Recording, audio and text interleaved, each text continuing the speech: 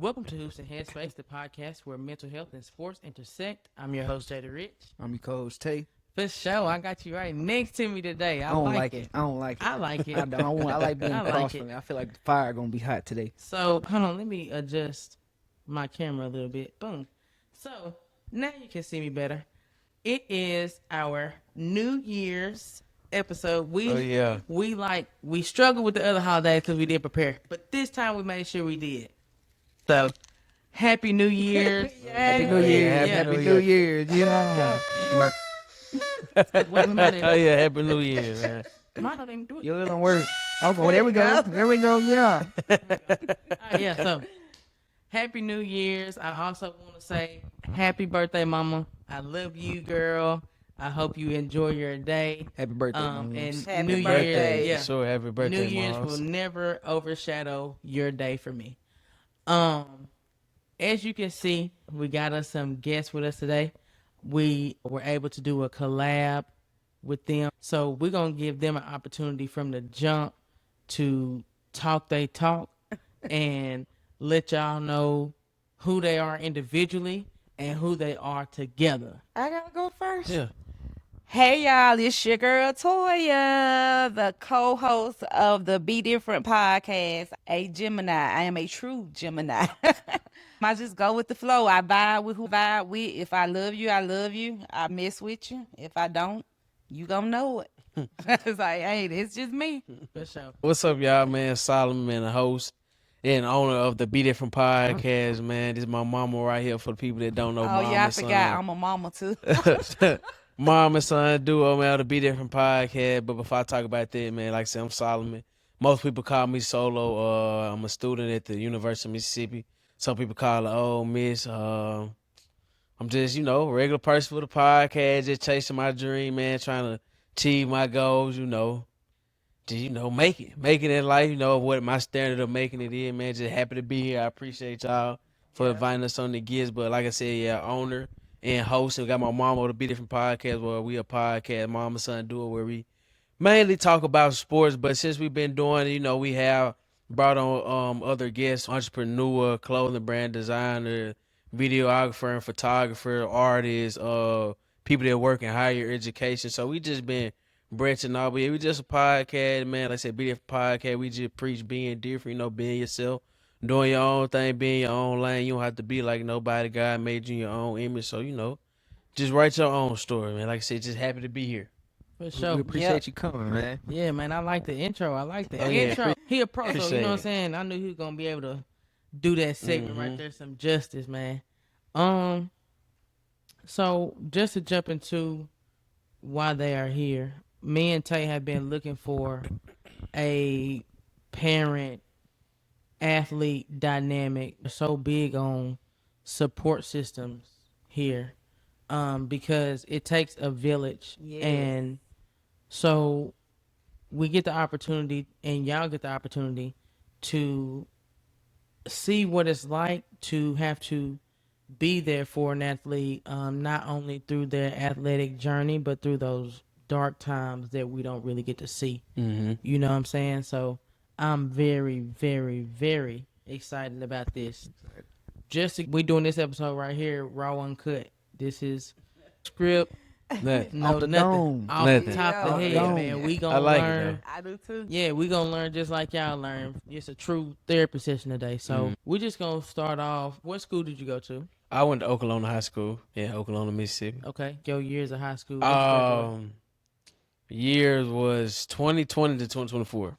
You don't know what year Yeah. you graduated? Nah, I know I graduated in 24. I had to think about the year I started. Okay, so in them years, man, what sports you play? I play basketball, football, baseball. Okay, Yeah. like team wise, y'all was good, Oh. average, what? We was average. Okay. We never was the best, but we never was the worst team either. I feel like we could have been a little better, but we was average for sure. Average for sure. Mom calling cap. Yeah, Toy and she just talking. I'm just talking. I was like that cheer. She like to make jokes. She knew we were never the worst Nah, team. they never was. Well, he right. They were about average. They were Yeah, about average. okay. Yeah. Okay, we talking support systems. Where you just said you was at every game just cheering him Yeah. on. So Yeah. how important, like, how good that make you feel in those shoes at all your games? I mean, it felt good. We're not even just her. Like when it comes to support system, like you put the people that know me, like I call it my village. Like I got a lot of people in my village that support me, whether it's my mama, my grandma, my granddaddy, my auntie, her sister, my uncle, her brother, my grandma's sisters or brothers, my granddaddy's sister or brother. So like I just got a lot of people that support me. So like seeing my mama at every game, you know, it felt good knowing like that she was there.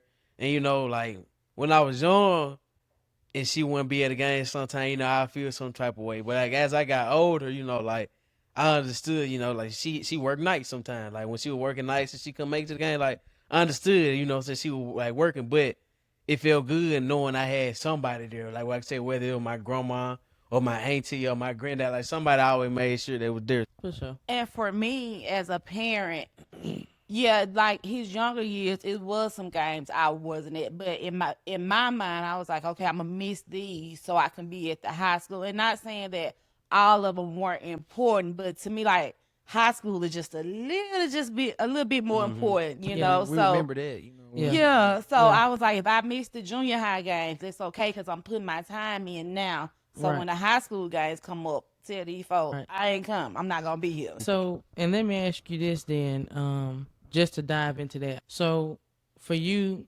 Solo, you said, you know, you remember when you was younger, her not being at them games, and I know, as an athlete, whatever time frame you in at the moment, like that's what's important for you. Like, if you a middle school player, high school, you idolize them in the fact you want to be a high school player. But right now, like my stats in middle school is what matter to me. Yeah. So how did you feel at the time? Because you said now you understand that she was working. But at the time when she wasn't at those games when you were younger, how did you feel? I mean, like I said, I always had somebody there. So yeah, she wasn't there. I would, like, you know, like I ain't gonna say I'd be like sad, but I'd just be like, you know, I wish she was at the game, especially like if we won the game. Yeah. And I know it was a good game, but at the same time, I know my grandma was there, so she'll be able, you know, say she was there to see it. Somebody was there to see it, and then I can call her, tell her this happened and everything like this. So like I said, I felt some type of way, but it wasn't to where like I would just pout about it. You know what I'm saying? Like not trying to sound like tough and like, you know what I'm saying? But it just, I ain't gonna say I didn't care, but I'm not gonna say it was the end of the world for me either. Right. You know what I'm saying? And so, for you, you said that which, you know, the ideology was those games weren't as important. He was younger, stuff like that. But just speak on how hard it is though to have a kid especially this in multiple sports, and then those sports like blend in at some point. Now you got a football game here, and as soon as football in, now we got basketball. As soon as basketball is over, baseball. Yes. You know. And, you know, I work in the medical field, so it is. So I work 12-hour shifts. Well, at the time, I was working 12-hour shifts every other weekend. You know, and if I was off the day of a game, great. It was so many times like I had to ask people, okay, can you come in early for me, and I come back in early for you. You know. And thank God I've always had jobs where my coworkers were willing to work with me and, you know, adjust my schedule. And, you know, the older I have gotten, the more I realize family time is important. Because if I lose my job today, they're going to replace me tomorrow. So the older I got, the more I realized, okay, I got to tell this y'all, nah, I ain't coming. Y'all got to do whatever y'all got to do, but I ain't going to be here, you know. And I was especially like that his senior year. Senior year, I ain't missing nothing. Like, y'all, I done told y'all I ain't going to be here. You can let me off, whatever, you know. It was a learning process for me, too, you know. So, and I try to do the best that I can. And like he said, thank God for our village. I mean, my mama, my dad, my sister, my brother, my aunt, cousins, family members, friends. You know, we have a huge village. So just thank God for them. Always somebody there. Always. So. And then like even for the game that she won there, I can still remember the time also where like she was at the big middle school games. Like I remember the time where I was in 8th grade, we played Coffeyville. It was back and forth game. My homeboy Tony, he had the game winning shot. Yeah. She in the crowd. We popping each other in the crowd. We middle school, like so. Like even though she like I said, some games she won there, but I do remember the games. You know what I'm saying? So it It's a little bit of both. It's a little bit of both, yeah. I feel you. That's how my mom was. My mom was like you, Mm-hmm. but I had, like you said, a village. Grandmama, my aunties, they showing up. So I always had someone there too. Yeah. It takes a village. I mean, I don't care where you work at. It takes a village. I mean, whether you work 8-hour shifts or a traditional 7-3, I mean, it takes a village to raise these kids. Yeah, because, like y'all said, giving flowers to y'all folks, that's the same thing for me and Tay. Like, my mama wasn't the only one we discussed, grandma, everybody. Yeah. It, like you said, it feel good even if somebody feeling in that gap, just to look in the bleachers and see somebody. You know what I mean? And that's another thing too with me, because my child was out there playing. I'm a cheer for my child, but there was so many other kids out there that didn't have family members there. So I'm cheering for them too. If I'm cheering for them, I'm cheering for Solomon. I mean, because I don't want no child to feel like when nobody here for me. Like, and he can tell you, this. I just wanted every child, whether they messed up or whatever, to feel like they had somebody in the stands cheering for them. Yeah, that's true story though. Cause like all the people I done played with my former teammates, they say the same thing. You gonna hear Solo Mom in the crowd. You gonna hear Toya. You gonna hear Toya though. But it's just how it is though. And it just like it ain't. It's like that. Like even like regardless of sports, like not just saying my family, the only family that do that, but like especially with Toya, like all my friends or like people that I hang around, so I always make sure like they make sure they feel like family. Like, they can come over to the house. We chill at the house, play the game. We get something to eat. Y'all want something? Y'all hungry? Y'all need something from the store? Like I made sure everybody felt welcome and felt together. Like when nobody left out. That's how it was for me. My auntie, they sacrificing because I got all my boys over here. And, and it's crazy how you and Solomon was saying y'all the only child. I remember when I was younger, I used to be like, I want a house full of boys. If I had kids, I want all my kids to be boys.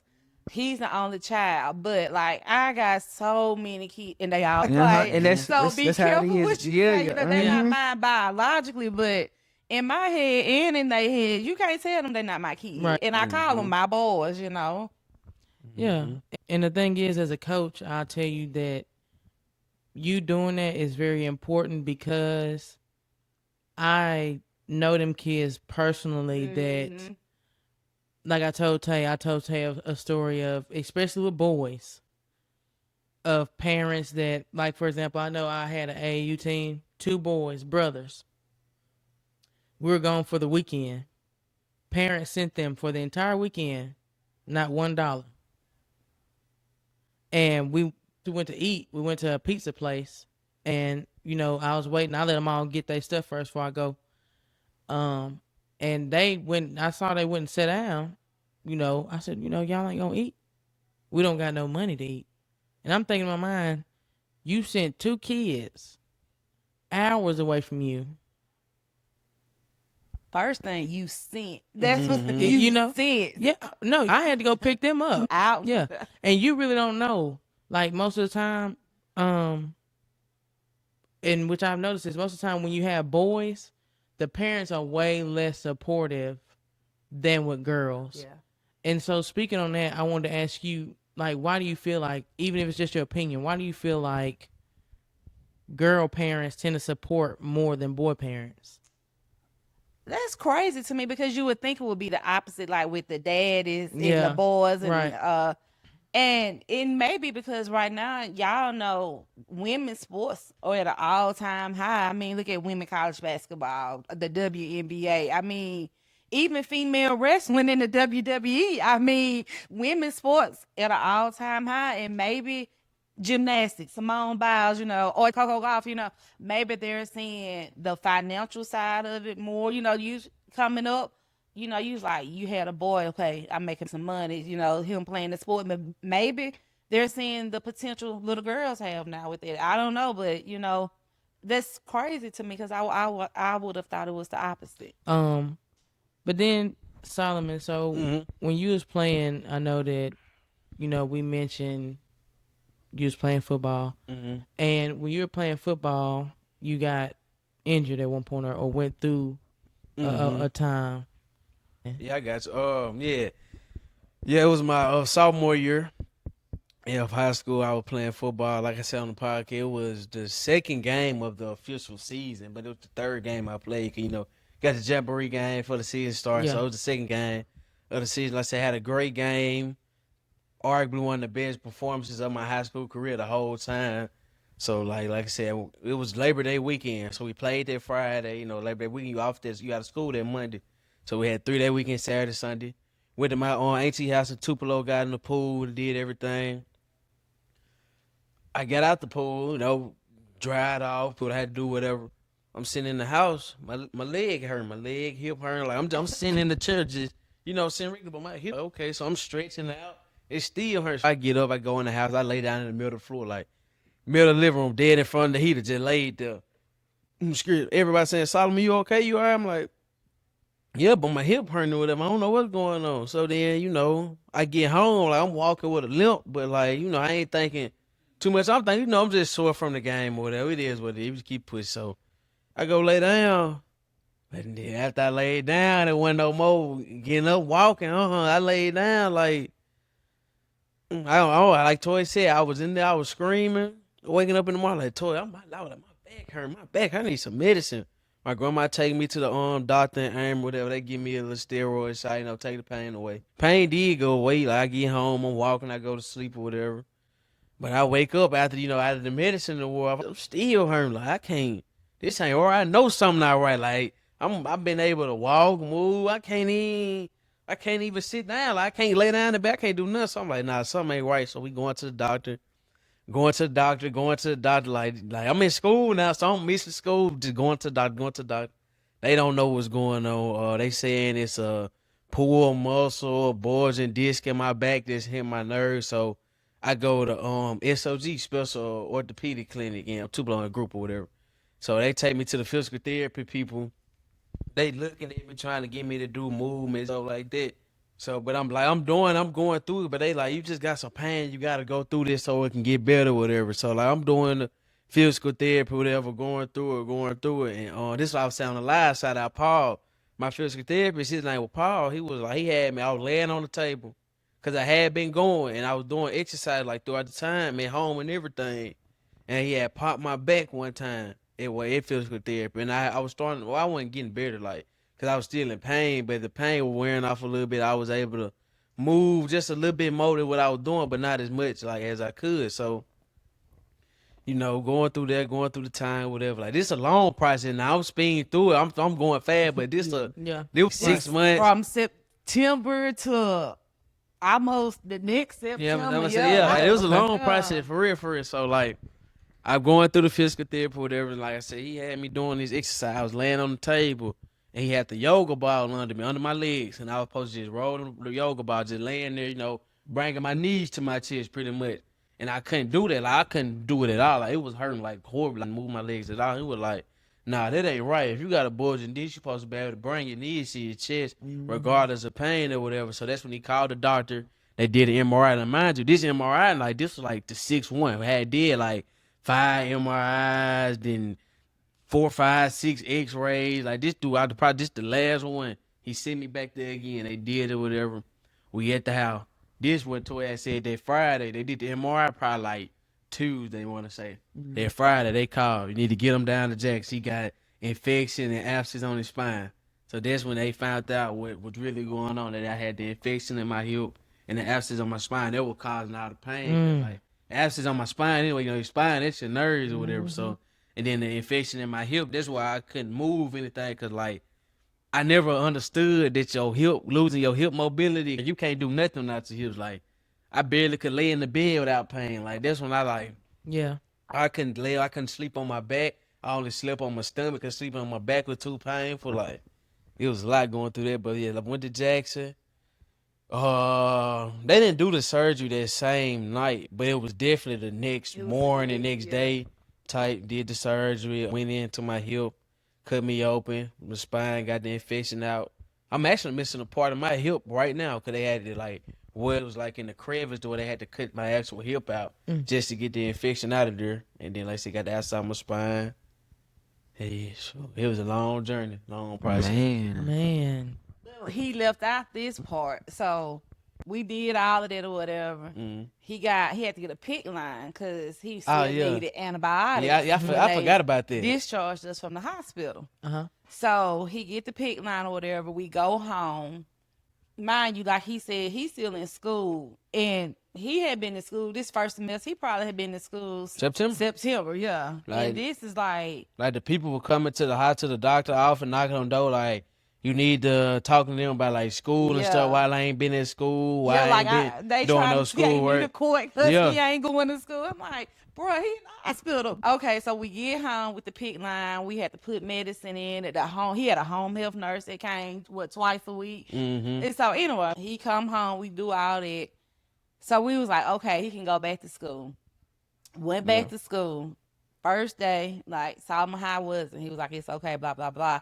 And he said he was hot or something, but it's just like made me and my mama go, He went to school the next day. Nah, I ain't even go to school the next day. I went to school one day. Yeah, he woke up. Then I went home that night. Fever. Yeah, my girl woke up cause then I still was I still had my wound, so like they had to, my grandma had to change my wound. It was still open, so on my back, my hip healed up way faster than my back. My hip, it was pretty much healed before I even left the hospital. But my back, like with the wound being like on my spine, it was so open, like you had to take real care of it, make sure like it was clean and all that. So I was still going through that. That night, my grandma was changing it, and I was sweating, and she was like, "You hot?" And I was like, "Yeah, hot up in here, whatever." And she was like, "Let me check your temperature." It was like it was 100 and something. So she called Jackson, and that was like, if he got a fever, you need to bring him back down here. So went to school that Monday, back in Jackson that Tuesday. For a whole another week. And then the crazy thing is, like, and I laugh at it now, but it was just so funny to me because, like, I'm 15, 16 years old doing this in the children's hospital. Like, it's babies next to me, like, for real. Yeah. But I work in labor and delivery, right? So we put these, like, security tags on the baby so on nobody steal the babies. They had one on him. I was like, boy, ain't nobody gonna steal you. Like the nurse walking in surprised. They thought they finna see a baby, but nah, they walk in. It's me. Like, he said it's teenager. Yeah. But I think like I said, for me, the hardest part out of the whole situation was when we had to get readmitted to the hospital because you thought it was over. Yes, like we were on the uphill climb. He was doing good, and then like I was back walking and everything. I remember like the day, cause my surgery was there morning/day or whatever. So they let me rest after the surgery. Cause the surgery was like 9 hours. Like it was a long surgery. Yeah. Like I remember, it's crazy thing is, it's so crazy. Like the fact I remember this stuff so vividly. Like after the surgery, cause it was on my spine and my hip. So I'm laying on my back, and I wake up because the nurse is trying to roll me over to look at my scar on my back. I'm like, what's going on? Why am I moving? Like, what's going on? Wake up. And they trying to roll me over. So I just roll over so they can look at me. And then, like, they was like, oh, he up or whatever. Y'all can come see him or whatever. Whoop. And then, like, that next morning, the physical therapist came in there. She was like, Solomon, you got to get up. We got to get you walking. Like, they gave me them little hours after that. I know. I'm back up all like, I don't know if you still got a video on your phone, but like it was like Toya was recording. Like, I can't lie, I was mad. Like them folks in my ear. He's a horrible patient, like, they was in my ear. They was like, hey, if you got to send it to me so I can put it in here. Hey, like you find they was in my ear like, come on, Solomon, you gotta do it. You gotta do it. You want to get back to playing sports? I'm not trying to hear this. Let me lay down. So like I can't like when I took that first step, I was like, okay, cause like taking the step. It was hard, but it wasn't because I couldn't do it. It was just my mind was like, bro, I ain't walked in months, 5-6 months. Like, if I take this step, what if I fall? You feel me? So like, but I did. I was like, okay, this something we back right now because I was walking like I ain't hurt. I'm hurting, but I ain't hurting to walk. Like I'm hurting because like I'm sore, but I'm walking though. So that would just kept me motivated. Really. Trust me, I know.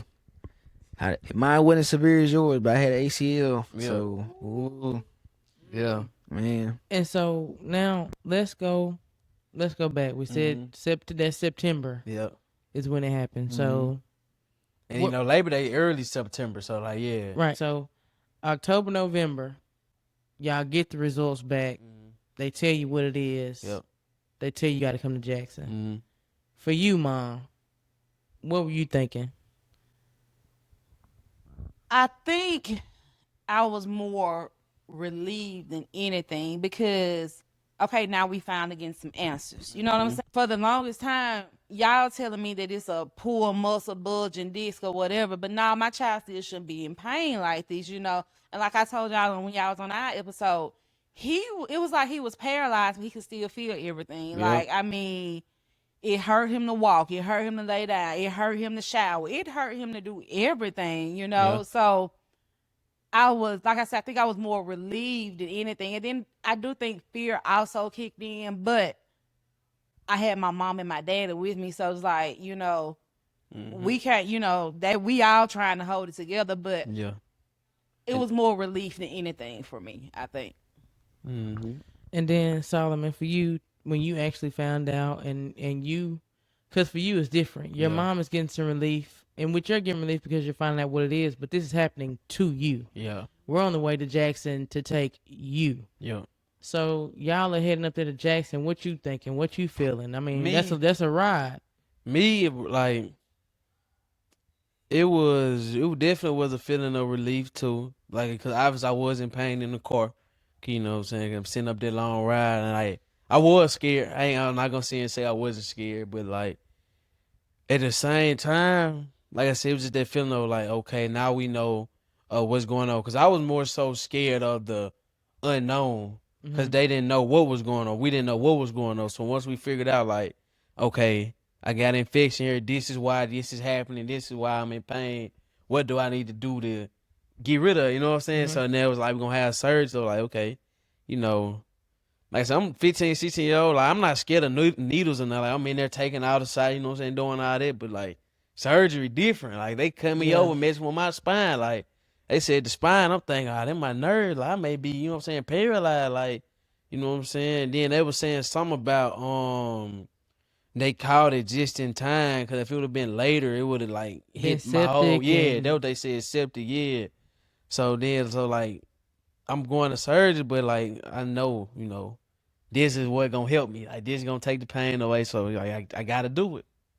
You know what I'm saying? So, yeah, but I can say during that time, though, that's when my relationship with God definitely got stronger. Like I always believed in God. You know, so I grew up in the church. Like, my grandma said I went to church, but during this time, that's when me and God really were talking a lot. Yeah. Because I was going through a lot of stuff that a lot of people didn't know, because I wasn't expressing myself. And, like, the people that I could express myself to, I did it because I know how I am. Like, I know I'm not good at talking. So, like, if I'm expressing myself, like, I don't want it to come off like it's me, like, getting mad or, like, me fussing or something like that. Because, like I said, I know how I am, and I know I can come out as fussing or talking aggressive or having an attitude. That's why I try not to say anything, you know, so I don't know how to express it in the right way. Yeah, man, that's what I'm saying, man. Me and you, we right here. They be doing that thing. We right there, man. So we're gonna put a pin right there on the surgery table. Okay. We in Jackson. Yeah. You know what I'm saying? We done figure stuff out. Yeah. You nervous about that. Boom, we're gonna put a pin right there. Now, prior to that September of you getting that opportunity, thank God for Paul. Because if he wouldn't have really studied in his field and not chat GPT his degree. Shout out Paul, man. Like, Shout out Paul. Yeah. For real, and actually saw some signs and knew that something wasn't right. You know what I'm saying? So, but before that, you were a sophomore, you know, and we know, all of us know, if you athletic, I got my freshman year out the way. I'm getting this. You know what I'm saying? Yeah, I already know what when to go with this. So, like, so you right there. You know, now it's time for my high school career to get started for real. It's crazy that you say that, because I don't mean to cut you off. No, but, you like, good. You good. Like, my guy Ben can tell you that right now. Shout out to him, because, like, I'm gonna talk about, like, the people that were there for me. Man, but, you like, better get him their flower. But, like, but me and him, like, cause he was a year older than me, so he was going into his junior year. I'm going into my sophomore year. After basketball season, my 9th grade year, his 10th grade year, we was in the gym every day from March all the way until the season started. Like, when I say we in the gym every day after school, we going to the football field, working out, conditioning. We done bought a ladder, got the parachute, trying to get faster. During the summertime, we'll go to football workouts in the morning time. In the evening, he'll call me, come pick me up. we going to the gym just to work out extra. Like, me and him both was locked in. Like, this was like his junior year and my sophomore year gonna be our years to get our name out there. And like I said, like, that first game we had, I had 10 tackles. The second game we had like I said, arguably one of my best moments of my career. My sophomore year. And what position you play? I had played running back and middle linebacker. Okay. So during that time, I was slow. I was fullback during that freshman and sophomore year. I was fullback because we had some other running back. Like, but I ain't really play offense. Fullback. Yeah, I ain't really play offense my freshman and sophomore year for real. But I played defense. Like, I was just starting middle linebacker. Like, call the plays and all that. Cause like I was smart too in school. So like I knew. I love watching film and studying the game, so I knew like how to, like, you know what I'm saying, read the game. I remember the play. So like I ain't gonna say I was the smartest out there, but like I was one of the smartest out there. IQ, yeah, exactly. Yeah, you gotta I got be there to play linebacker. So like I said, like when we played West Lounge, I had 10 tackles, like 3 tackles for loss, I had a sack. Like it was like one of my best games coming, you know, like you said, coming in high school. So like I'm looking at it like, you know, all the work I done put into something, like it's paying off, like it's showing on the field and everything. So like, you know. So yeah, that time, like, you know what I'm saying, my mind, I'm thinking, you know, we doing good, we done put the work in, like, I know if I'm seeing the work that I put in, you know. I'm feeling crazy. And so when you got the news, because you said after that game, that's when stuff kind of went downhill. How did it feel in that gap? Because you didn't even get to watch your teammates. You were going through your battles and your struggles, you know what I'm saying? So how did it feel? You put in all this work, and the season abruptly stops, and now, again, you're completely abruptly detached from football. Like, how was you feeling? What was you thinking? Oh, man, honest, like, I can't lie. I was hurt, like, for real. Like, it's crazy, 'cause I remember, I don't remember if we had a game this day. But I remember the day, like, where the night and the evening, whatever. I really like broke down and cried that night. Like, it was a Saturday. No, we was gone to the wedding. Yeah, it was okay. Yeah, that's what it was. We did have a game that Friday. Yeah, because it was after homecoming. Yeah, that's what it was. Okay, yeah. Because I couldn't remember. It was Saturday. They was going to a wedding or whatever. My mama, my grandma, my auntie was going to a wedding. It was me and my granddad. Like, you know, my granddad, like, we be at the house. If we at the house, he sleep on the couch. You know what I'm saying? So I'm in bed, like. You know, if I call him, I know he gonna get up and come, you know, help me with it. But he in the bed. But forget all that. So like that Friday, it was homecoming. So like I'm on social media, like I'm in the bed now, but I'm still on my phone. You know, I'm on social media. I'm looking. I see everybody like celebrating homecoming. Oklahoma won the blue team out on homecoming. Everybody turned. So I'm like, you know, so I'm proud of them guys or whatever. You know, homecoming. And then they were gone. They could see that Saturday. They were going to the wedding. So I'm in the room. I'm just laying in the bed. I'm like that when it it had been hitting me, cause like throughout the time, you know, I was like gradually getting depressed and stuff like that. Like I ain't never been. This how I knew I was really getting depressed. Like I ain't never been the type of person like to be scared of the dark. But I never been the type of person to like just sleep with the TV out. Like when I wake up with complete dark. So I was fall asleep with TV on. But during that time, like I used to sit in the room, no TV on, had blackout curtains, put the curtains on, just sit in the dark, just lay there in the dark. Then didn't talk to nobody, didn't want to get on my phone, nothing, just laid there. But then that Saturday, I was laying there, I was like, hey, like they want to hit me, I was like, I can't do nothing. Everybody out having fun. I'm at home in the bed. I was like, I don't want to call my pop off for nothing, cause like he can help me, but like, what else he gonna do? I can't get up the bed and go do something. I was like, they got like grandma and them gone. Like they wouldn't really hit me. I was in there crying. I broke down crying for real. I was like, this crazy. I was like, this ain't nothing that I pictured. Like, would imagine what happened. Like, and I was like, I was questioning God. I was like, why is it happening to me? You know what I'm saying? But that's when, like I said, our relationship really got closer, cause I stopped looking at it like questioning God, like why it happened to me.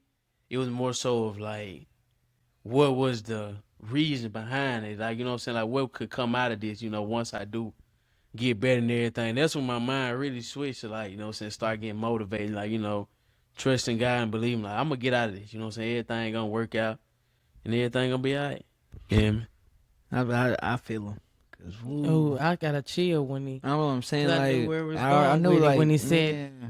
Because that's the thing. When you get that clarity enough in your situation to try and find the reason, the purpose behind it, you know. And just to, we giving flowers today. Shout out to Miss Billingsley. You remember Miss B works in Plentiful now. They know that, but yeah, shout out Miss B. I know Miss B. But I had a meeting there in Plentiful, and I happened to see her, and we got to talk. So she'll know why I gave her flowers because of our conversation. Tell me off camera. Yes. Okay. But Okay. shout out to Miss B. Mm-hmm. And then in those moments, so he had moments. He said that were dark. Quite literally, he wanted to be alone. Even down to the day that he cried, he couldn't remember as the person that cried what day it was. Off top, you knew. So for you, what were you going through mentally, emotionally, watching him go through this? Honestly, I did not know until that day happened. Like, we tried to keep it as normal as possible, but it's hard. Like, at that time, I think I worked 6:30 to 5, 6:30 in the morning to 5 in the evening. So I'm getting off work, going down to my mama's house to see him. It's just, I think we tried to do what we thought was right at the time, because like I had no idea. And then I really don't even remember how I found out he had a breakdown that Saturday. All I know is that Sunday I was like, okay, I gotta go down to my mama's house. Like, this is I'm gonna be down there all day. And I called my boys and I was like, y'all, so I'm just going through right now. He needs some encouragement. And they were there, And not only did I call them, but my family, my aunts, our cousins, like, they all came down. It was just like, okay, Solomon going through, you know how they say you make one phone call and 50 million phone rings. It seemed like that what it was. I made one phone call and okay, we down there. Like, and my mom and them stay in the country, what we call the country. So for them to come down, and just to try to help him, that made me feel good. But I honestly had no idea I knew it was hard. I didn't know it was as hard for him, because he was, and like he said, he mostly lived with my mama. So he was at my mama's house during the week and at my house on the weekend. And, like, I was like, oh, he'll be all right. He used to stay with mom, like, it was just, I just thought it was something simple like that. But he really was going through, like he said, we were continuing to live our lives, but checking on him, and not realizing that he can't do none of this stuff that we doing, so it was a learning process for everybody. And so, like, and just to clarify, because we speaking on that Saturday, was it a grad jam or was Saturday like a day, like, because you say cry, she says breakdown. You know what I'm saying? Was Saturday a breakdown, or was that just it was just something that was just built up over time, like from just my whole process. Like, my mama said she was living her everyday life, her regular life, going to work. My grandma going to work, granddaddy going to work, everybody going to work.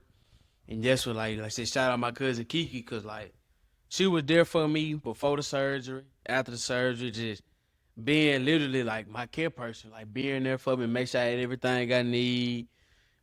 She was wiping me when I had to use the bathroom, like, literally was my care person. So, like, just like I said, being at home while everybody else get to live their life, I'm stuck at home, don't know what's going on. Just came off coronavirus 2 years ago. I was stuck at home. I was just like, why am I stuck at home? I feel like I said, just questioning everything. Why? But like I said, that breakdown and breakthrough, I can say, like, open my eyes and show me, like, it's something bad right now, but at the end, though, it's gonna all come out and be all right. It's gonna be, okay. We're gonna get through it. for sure? Breakdown and breakthrough is ism. So, okay, we back to that pen. It's time for you to have surgery. And you there on that table. And again, when you're on that table, you by yourself. And nobody's there. Yeah. I'm going to be real. When I was on the table, I was already asleep. Anesthesia had already knocked me out. When I was on the bed and they was rolling me there, like, I was praying. I was like, God, just please get me through this surgery, like, with no complications, with no problems, no nothing. Just get me through it, alive. You feel me? Because, like, this was my first major surgery. Like, I ain't never had no surgery before. So, like, let me get through it alive, and then everything else going to work out. And then, like I said, when I got in the room where I was chilling, they had the anesthesia running through my IV. She was like, count. And I was like, 1, 2, 3, and then I was asleep. And then, like I said, I woke up with them trying to roll me over. And then, yeah. But like, like I said, so I was just praying. Really, like, I was nervous, but I can't say I was scared. Like, I wasn't gonna be like, no, I was like, but I was like, I just don't want them like to cut me open and it's crazy. Like, it's something in there that they weren't expecting, and I gotta be, you know what I'm saying? This is my spine too, so like, this is sensitive. Like, I can be stuck, you know what I'm saying? Yeah. Like, I had a little more freedom to joke around with mine when I was getting rolled out. And I was like, no, don't let them take me. Are you for real? I was so serious. I believe it. I was like, no, don't take me. I'm up here. No, mama. Just joking with it. My grandma knew was with me. It was like, let's do it. Like, not let's do it, but I knew, like, I don't want to be in pain no more. So if this guy get the pain away, come on. Yeah, but he ain't lying about the anesthesia though. Oof. So, that's some. Yeah, man. Yeah, facts.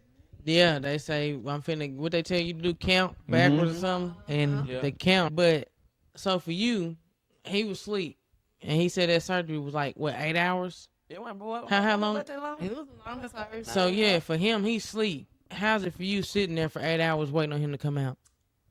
Well, I wasn't there at the hospital the whole time. I think his daddy had came down. Mm-hmm. Yeah, so me and his daddy went and got something to eat while my mom and daddy stayed. And when we got back, my mom and daddy left to go get something to eat. So it was like and then again, we're not at the height of COVID, but we still in the middle of COVID. So the visitation rule was still kind of strict or whatever. So we were just swapping in and out. But I mean, when his dad and I went to get something to eat, we rode around Jackson or whatever, just trying to take our mind off of it. But I don't remember feeling scared because, again, relief. Like, this is the answer that I've been praying for, that I've been waiting on. Like, this is been to fix my child. So I don't remember feeling scared at all.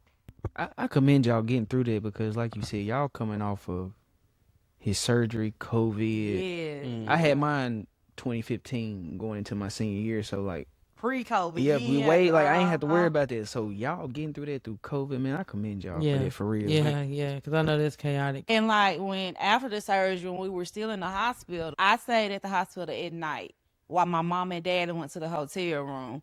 And then they would come during the day, and I would go back to the hotel to try to get some sleep. Because in time, I was in school also online, so I would go back to the hotel, do schoolwork, try to get some sleep, because y'all know you don't get no sleep at the hospital because they coming in and out all during the night. Comfy, so really right, for the guests. Right. And so just like, again, shout out to my mom and daddy because we were able to just work it like that, and then his daddy came down on the weekends because he was still working too, so somebody had to keep working because we needed the money, so it just worked out.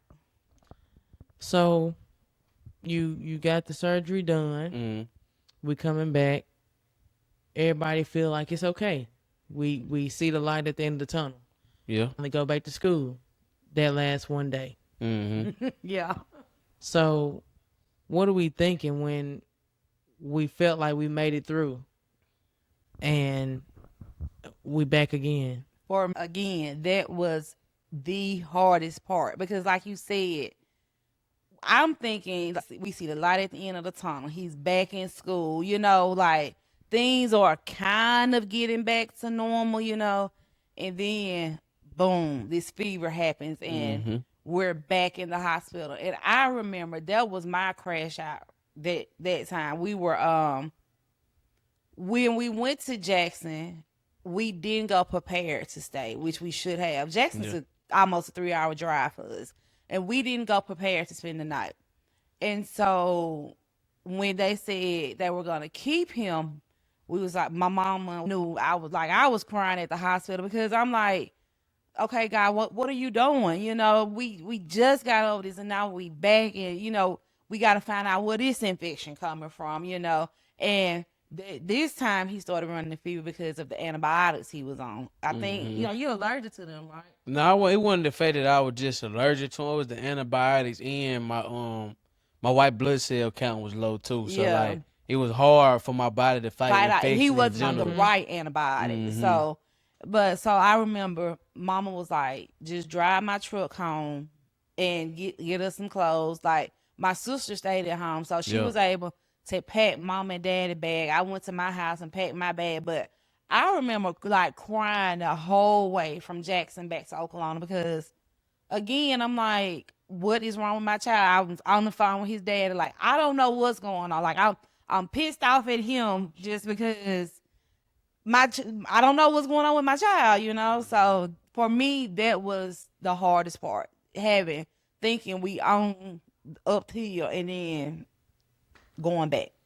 Yeah, for me, really, I'm not gonna say it wasn't hard because it was, but like I said, by then, my relationship with God was so strong. I remember telling my grandma while she was gone, like, God gonna get me through this. Like, I ain't even worried about it. Like, we gonna have to stay down, but we gonna be all right. I'm good. We stayed down there a week. That's fine. But see, this one. Only reason I ain't gonna say the only reason I had to stay down there because, like, they had to obviously make sure I was okay. But another thing that made staying in the hospital a longer process was them drawing my blood and making sure wasn't no more infection growing. You know what I'm saying? So we had to wait on the lab to see if the infection was gonna come back, and they had already told it was gonna be 3, 4, maybe 5 days anyway. So that's the length of a week right there already. So. And another thing too, I remember when we were at the emergency room in Jackson with the fever, the nurse was like, honestly, the best scenario would be if he tested positive for COVID, because at least we would know why he had a fever, whereas you got a fever, now we got to find out what's infected, you know. And then how'd that make you feel? Because again, I was just gonna now say question marks again. Now yeah, with question me with marks a bunch of again. question marks again. You saying the best scenario is COVID? Just 2 years ago, COVID is killing people left, right, up, and down. But you telling me this is the best situation? And he already got a low white cell count. Yes, his immune system already low. So I mean, yeah. And then that's why I was like, for me, I ain't gonna say why I was scared, but it did make it more scary because I had my peak line, and that was the antibiotic going straight to my bloodstream. So if it was because the antibiotic and my peak line not being clean, it going directly to my blood. Like, it ain't no process got to go through. Like, it's in my body, now it's in your blood. You know what I'm saying? So, Man, That's just a lot to deal with. it is. Man. It is. mm-hmm. So, when did it get to the point where you were able to actually go back to school and things actually got back to normal? See, like, so what we didn't even include, so after the hospital, getting the process of me walking and gaining my strength. So, like, it was just progression. Like, I started off with a walker, Hold on. I'm sorry to interrupt him, but this is crazy. Chiefs will miss playoffs for the first time since 2014 after they just lost. Mm-hmm. Kansas City. What was the score? 13-16, they lost to the Chargers. Pat Mahomes won't be in the playoffs this year. 15 Hey, years straight. The kids. I'm sorry, are y'all. going- That's that No, sports. yeah. That's that Good, you sports. good. Hey, the kids going crazy right now. They are upset. Yeah. Nah, fact. I'm But, sorry. Go ahead. No, you good. But like I said, start off with, I had a walker, starting out like an old person walker, like 2-handed or something. I had a tennis ball on the bottom of, I started off with that, and then like just build my strength, just getting back to walk, being able to squat and sit down, just doing regular stuff. And then when I went to school, that's when I had transitioned to a cane. Like, my granddad had an old cane, so I'm walking around school with a cane. I got a notebook in my hand, cane in this hand, like so, like, but. See, that day I went to school with the cane, and I did come back, and then we got home. I don't think I went straight to school after getting home You did. because the doctor wanted my white blood cell kind of get up. So I think we waited because I was checking my chart and stuff like that to get that up. And then I'm trying to think when I officially started. Yeah, like you went going back to school. I know it was basketball season was in because you went started going to practice. It was second semester. It would, but Yeah. I remember it was. I went to school like for a little bit right before Christmas, right before we got our Christmas break. But when Christmas break hit, that's when I really started hitting therapy hard. Cause Christmas break, I was going like 3 times a week. Yeah. And so like after Christmas break, like that January part, that's when school I really was in school back normally, like So, every day. To clarify, after that December of your sophomore Sophomore year. So after that December of your sophomore year, you was back, and you was So about towards the middle of basketball season, you coming back. Yeah, like toward like that Christmas break coming back because I was going to physical therapy, but I was basically a manager for the basketball team. Mm-hmm. He actually came back to play that season. It was a division tournament. The I division came tournament back and played in February, so he actually that was my played first this game season. back. Yep. Hey, I commend you for getting back. Appreciate it. Hey, It was the last Appreciate game it. of the season, but he I went came back. Yeah. I remember Coach Clinton had called my grandma. Coach Clinton, that's the name of my coach. Had called my grandma. My mom and them made sure everything was straight. Like they were cool with me coming back, and I remember he surprised me with the backpack with my jersey and everything. Yeah, shout out to Coach Clifton, Coach Anderson, Nah, Jarrell, facts. Jarvis, their whole Oklahoma High School basketball team coaching staff. Because, like he said, my mama works at school. She's a school teacher. She's retired, but she still works 2 days a week. So everybody had a relationship with her. Like they called my mama over me for Solomon. It is what it is. But like Coach Clifton called, he was like making sure Solomon was good, and not only the basketball coaches, but the football coaches as well. Yeah. Like everybody called, was making sure he was good. When he went back to school, they made sure he had the things he needed. So again, that village. And like, I remember during my time, like even coming back to practice, like I would still do some of the stuff, but like it wasn't like, oh, he back, just throw him out there. Like they had me doing specific training to like come like my physical therapy gave me something like a little guide to show them, but they was like, just slow process, make sure I was okay, like wasn't going too hard. They actually built me back up to get back to game speed. The ones that like, saying he back from injury, just throw him out there and see what happens. Yeah. Cause I ain't gonna like going storming back, like I was in pain, like going back out there running and everything. Like I was going home, hip hurting, back hurting, but it just come, You ever had that thought like, what if something go wrong? Yeah, You was doing it. Yeah, I did, and it's crazy you say that because I remember when I broke it. It was my junior season. We was playing Nettleton in Nettleton. My coach, I had always got on to me about not taking charges because like I was never scared to get in front of nobody when they were driving, but I always used to try to get in front of them and swipe at the ball. And like sometimes like I'll do it, they'll let me get away with it. Sometimes they do it, call a foul. But like recently I had been getting a foul call, so we like, man, so we gotta start taking charges, like taking charge. But in my mind, I'm like, I'm not scared of taking a charge. I'm scared if I hit the flow, like what gonna do with my back? Like I got the scar on my back and everything. But I remember that game that we were playing Nelson. They were driving the ball down. I had stood and I took one, and I was like, okay, that ain't nothing. Like okay, you feel me? So I remember they got to like 4 charges that game. I remember. So that they were really just broke that thought in my head, like, nah, like if something else can happen. I never got over that.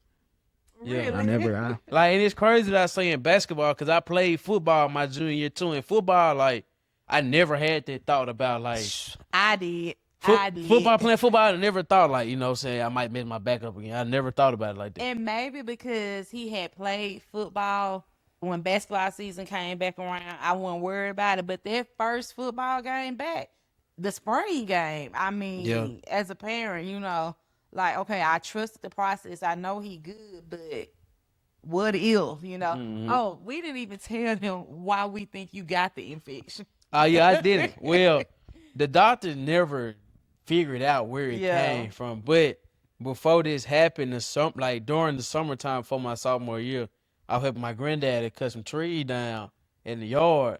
And I was climbing up the ladder to get up the tree to give him the chainsaw. But the chainsaw he had in his hand, and the tree fell out the tree while I was climbing up the ladder. So, like, from keeping it from hitting my head, I had the chainsaw, and then I put my shoulder up. So it didn't hit my head, but the chainsaw, it cut my shoulder. I got the scar on my shoulder right here. And that what they think came from, because I didn't go get no tetanus shot.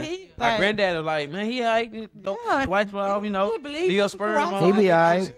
Yeah. So, but yeah, that's what we think it came from.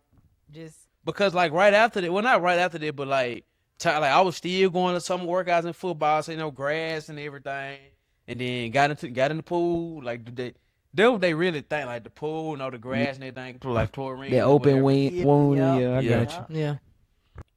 So you come back your junior year, and you was playing and stuff.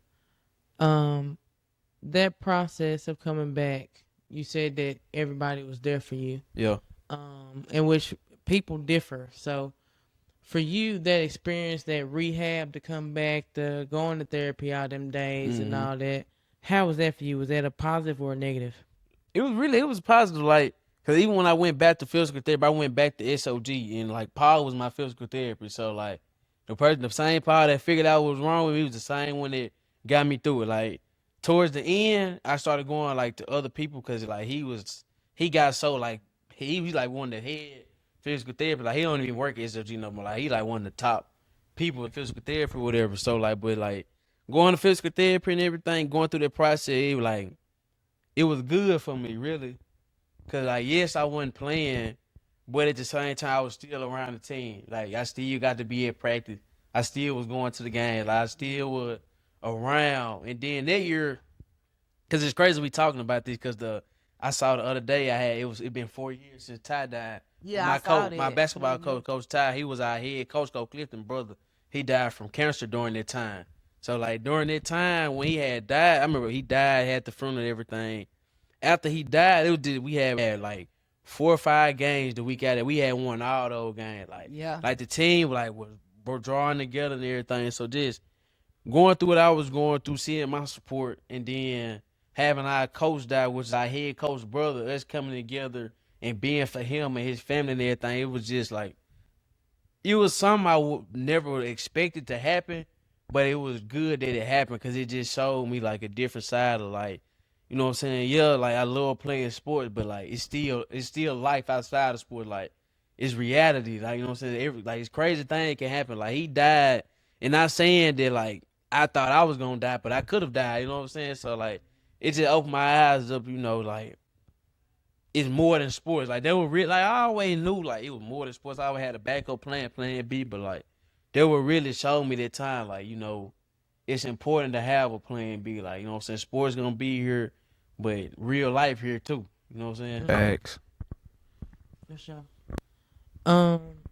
So another question for you. Mm-hmm. What do you think your career would have been like? Because you said that your sophomore year, and some kids don't never turn that switch. Yeah. And start the training and start the grind and start to really put in that time. What do you think your career would have looked like had that never happened? I definitely can say I feel like I would have been playing football at another level.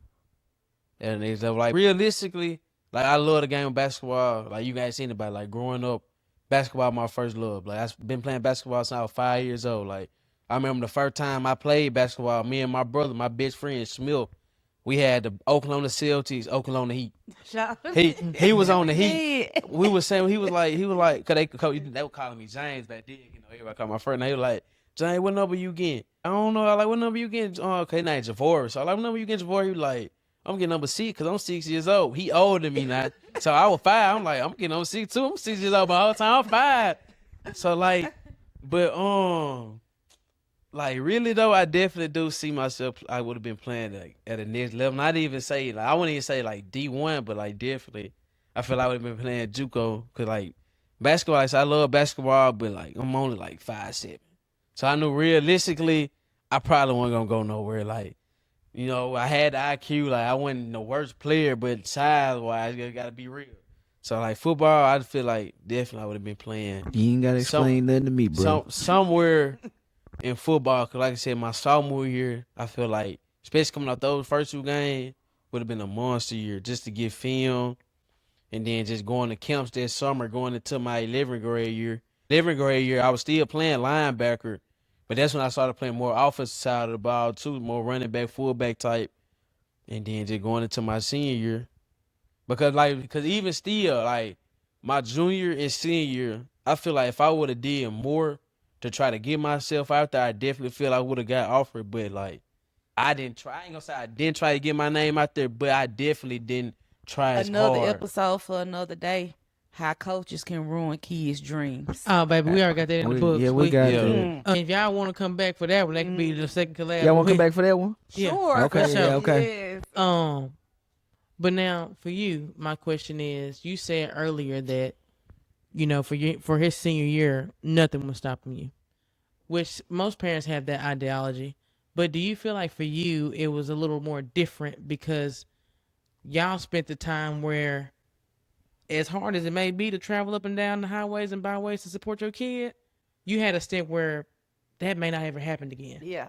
So do you feel like that made it a little I do think that different? put things in better perspective for me because, like he said, we missed our sophomore year, So I do think, junior and senior year caused me. I was gonna be there anyway, but it caused me to okay, I'm going regardless. Yeah, extra Yeah, motivation. it's like he said, life is short, so. I already missed one season because we didn't know what was going on. I'm not missing anything else. And that was not only with sports, that was with his academic stuff also. Like, I mean, even now at Ole Miss, like, if he, like, when he got inducted into Men of Excellence, I'm like, okay, I ain't gonna be here. Y'all do whatever y'all want to do, but, I'm not gonna be here. It just helped put things in better perspective for me. I loved it. And now, before we get into y'all last talk your talk, we're gonna talk about the podcast because so my question is, what made y'all start this off? Because for me, I saw what attracted me, but I want y'all to let them know what it was that started y'all off so they can better understand what makes y'all tie in with us. Yeah. During my time in the hospital, whatnot, like this was after the surgery. I'll say like before surgery, after surgery time, when I was just in the hospital, in the hospital bed, you got the TV in there. You can watch whatever on TV, but like I really was drawn to like Sports Center, First Take,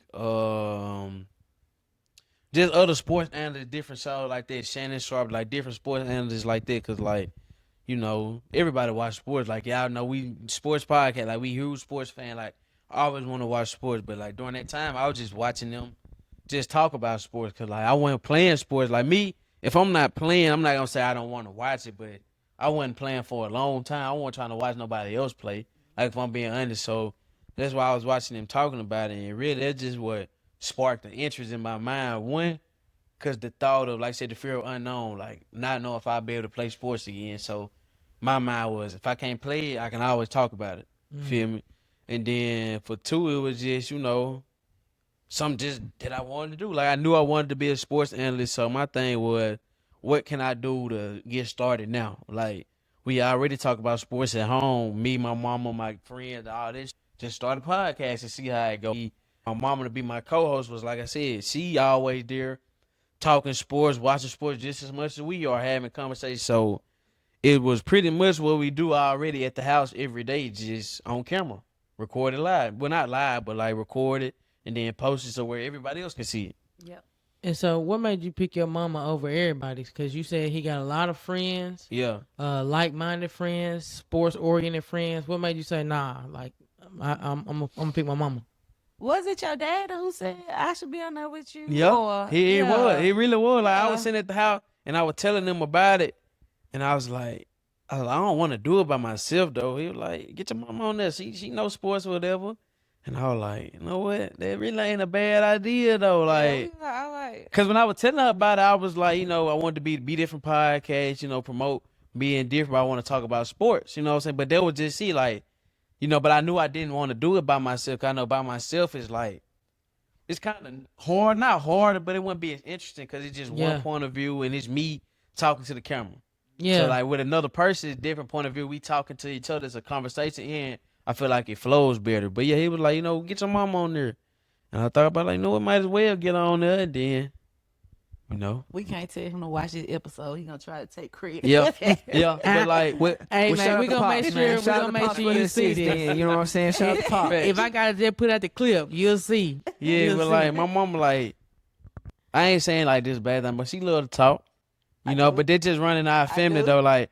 Like the day y'all meet my grandma, she gonna talk y'all ears off. Like she gonna, I appreciate y'all so much for coming on the podcast. We thank y'all for inviting Toya and Solomon on the podcast. They're telling their story, how she felt through her process. But like, Yeah, me, she like, need to come on. you know and what get I'm on saying? Say that being joking, but like, it And just, she gonna connect with you as an educator. Yeah, Because like, she's for an real, like, educator. Yeah. We just some Mississippi, we yeah, just exactly. we Yeah, just we don't just talk. talking. So like, and it just, I was like, might as well. I'm always at the house, and then it wasn't like, I wasn't looking at it like this at the time, but now that I look at it, it was just more convenient. Like having somebody else, have to work with their skills. Like, yeah, we be having to work with each other's skills, but I mean, it's me. She got a job. I got practice.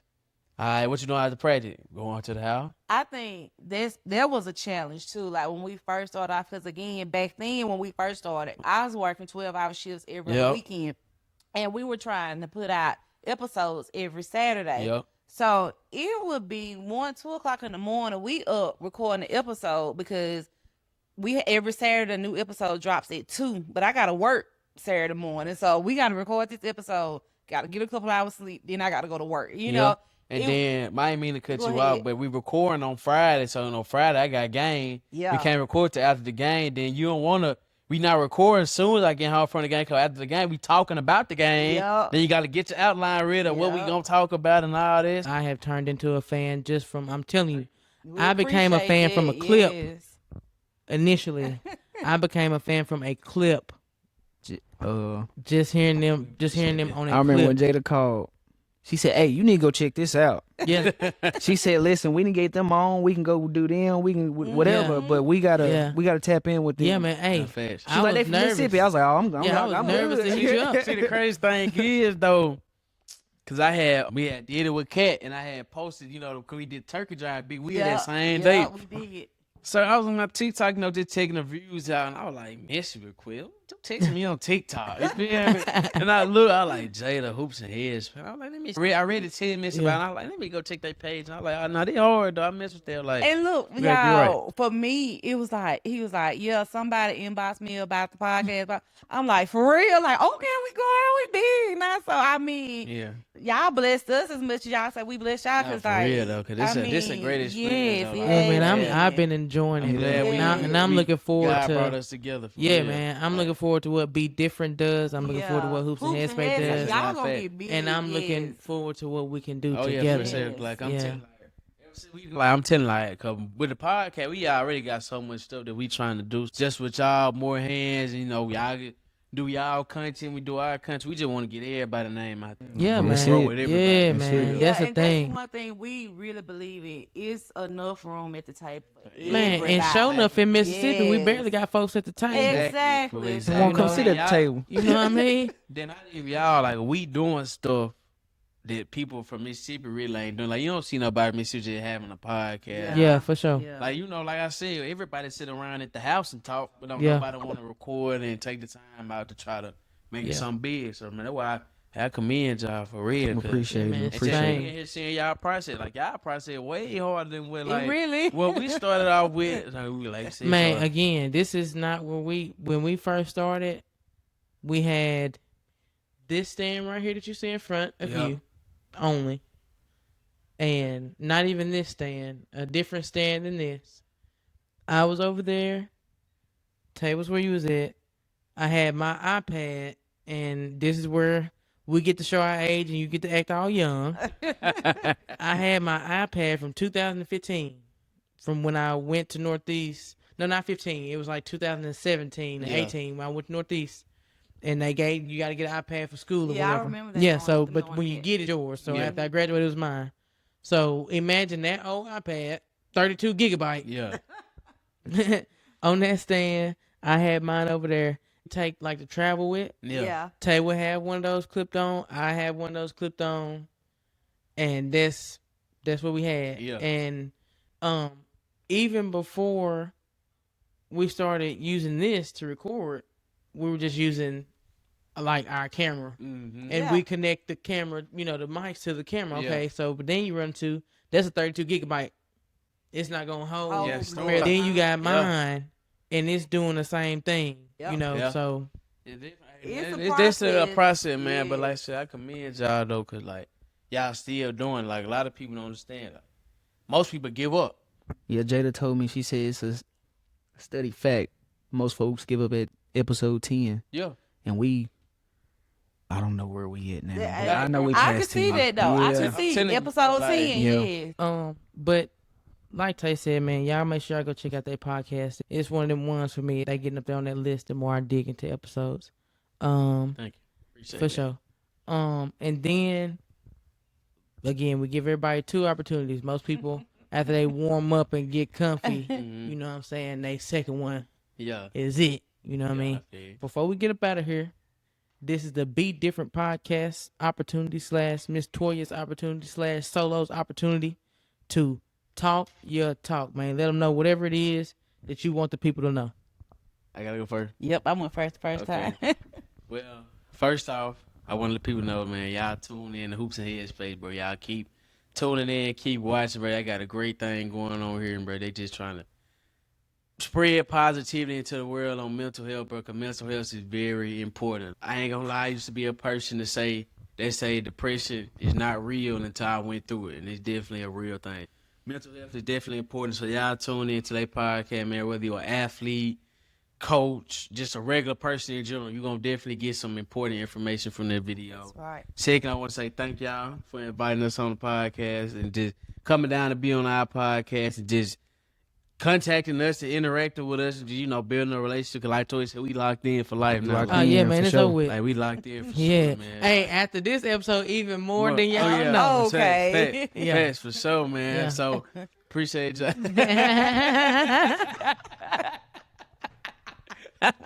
So hey, I appreciate y'all for real, man. But like I said, we the Be Different podcast, man. Mom and son duo that just love talking about sports and just anything else that's going on, man. I've been holding it down by myself while I've been in Austin, but Toy been holding it down with the interview at home during the game. So like I said, man, y'all listen to the podcast on all platforms, YouTube. Go watch the visual episode, man. Then if you just want to hear the audio, it's Apple Podcasts, Spotify, iHeartRadio. Anywhere else where it's your podcast, all at the Be Different podcast. I'm going to let Toy say social media. But y'all make sure to tune in the Be Different podcast, Hoops and Headspace. Just continue to support, man. Like, Yeah, we got man. some good things going on and not trying to, brag and nothing like that, but we actually Yes, we are. spread- This is Talk Your Talk. You hear me? That's Yes, exactly. Appreciate That's that, Mom. exactly what you're doing. This is exactly what you're Because, doing. this is the thing, Solo. The reason why we do the Talk Your Talk moment Yeah. is because Tay always comes at me at the fact that I don't give myself flowers for anything. Mhm. You know what I'm saying? It's so easy at times to give flowers to others. It Yeah. is. You know what I'm It saying? is, yeah. So we offer that opportunity because, hey, yeah, I did. Yeah, You know I what I'm feel saying? Yeah, you right. Yeah, man. So You're we need right, to brag. but- You supposed to be like, yeah, I did. Remember know when what I I was mean? in high school and I Yeah. told y'all I was going to do this? Yeah. I did it. Yeah, there it Nah, is. for real, though. Yeah. Yeah, man. Y'all just tune in, though. Like, so we spread some positive messages, man. That's what we need in the world right now, but some positivity, man. Most But there. for sure, that's all I got to say. He ain't really talking Yeah, you talk. finna, you finna, But, don't worry about it. anyway, like I said, I told y'all we was gonna do this thing, and we did. And we the Be Different podcast, and we gonna be the #1 podcast in the very near future. Clock that T, little girls. Yeah. Okay. Yeah. Yeah. Yeah, I like Yeah. that. That's it right there. But yeah, well, everything Solomon said, and y'all just keep tuning in, keep watching. Y'all, yeah, for sure. y'all think we doing something now? Just I'm keep telling you, watching. 26, we Just got some- keep We got some watching. stuff coming up, man. We got some stuff coming up next week, actually. Yeah. I don't Hey, know man, nothing hey. about it, but keep watching. So, It should do. But yeah, like we said, new year, new me, man. Before we get up out of here, I know.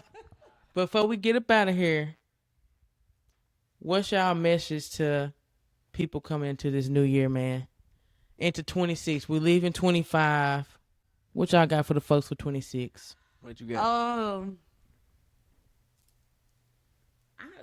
don't know, because like honestly for me, like how you just said, new year, new me. I'm like, nah, that ain't it. Yeah, I hate when people say that. Yeah, that's not me. But for 2026, just do you, be your authentic self, be happy, do what makes you happy, because at the end of the day, that's all that matters. What makes you happy? And I say all the time, if you like it, I love it. I mean, because it Period. ain't got nothing to do with me. You know, Period. if that's what you want to wake up to in the morning time, that's on you.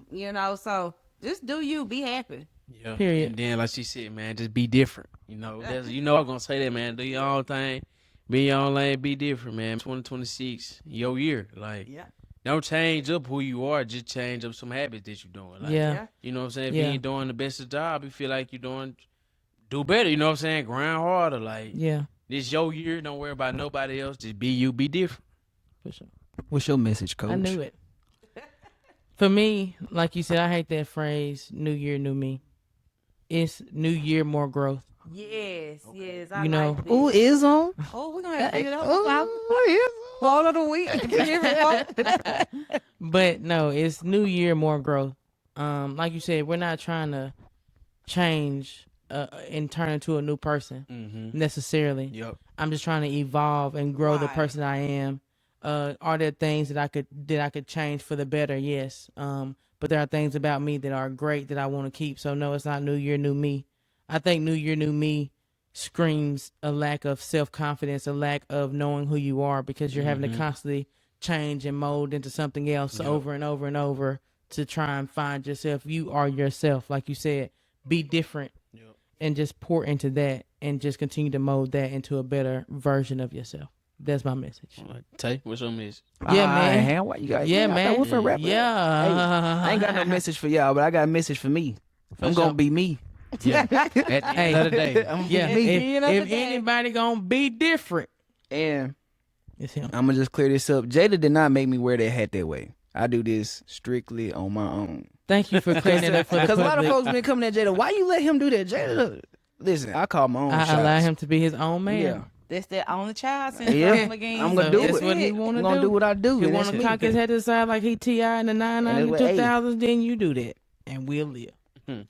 but hey, man. Big glad Easter. Happy New Year. Happy bro. New Year's, man. Happy New Year. Happy New Year. Mama. 2026. Happy birthday. Happy birthday, Happy Mom. birthday. Everybody, I hope y'all have a great, great, great year. If 25 wasn't the best, I hope 26 is. Most definitely, man. That's For right. sure. So for let me sure. see if mine will Facts. work this time. Happy New Year. Yay! Happy New Year. Happy New Year. Blessings and love. It worked this time. We appreciate yeah, y'all man. again, man. Thank for real. y'all again. Man, yeah. for sure. Hey, this is Hoops and Headspace, that podcast where mental health and sports intersect. I'm your host, Jada Rich. I'm your co-host Tay. And we had our guests, the Be Different podcast, and they are I'm your girl Toya. I'm Solomon. for sure, man. And we out this thing, man. We We out. appreciate y'all. Peace.